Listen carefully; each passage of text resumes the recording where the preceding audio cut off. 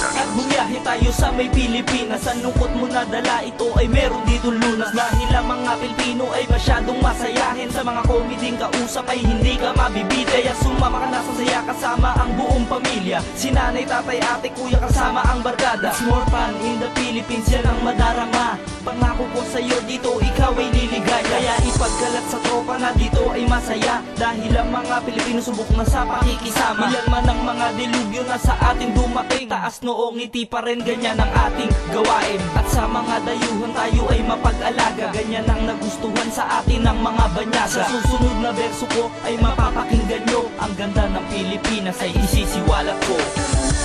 Kahit tayo kasama ang pamilya, barkada at buong grupo, para mag-enjoy ng todo. Halika, kahit tayo ang ating makita, ang ganda ng Pilipinas, ang galing ng Pilipino.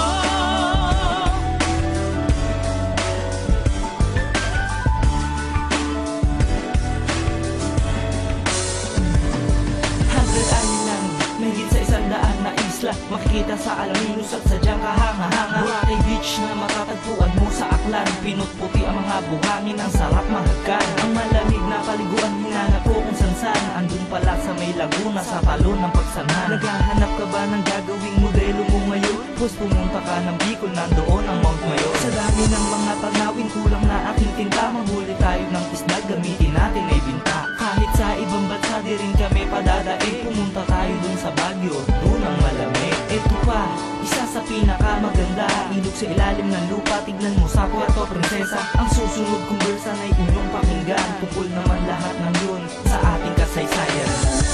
Kahit tayo kasama ang pamilya, barkada at buong grupo, para mag-enjoy ng todo.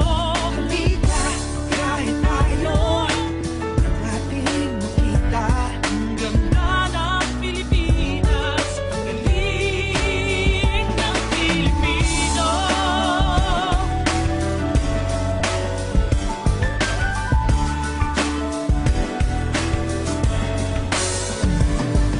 Sa bayan ko ako'y sinuwerte at hindi minalas, si Villalobos lang nagpangalan ng Pilipinas.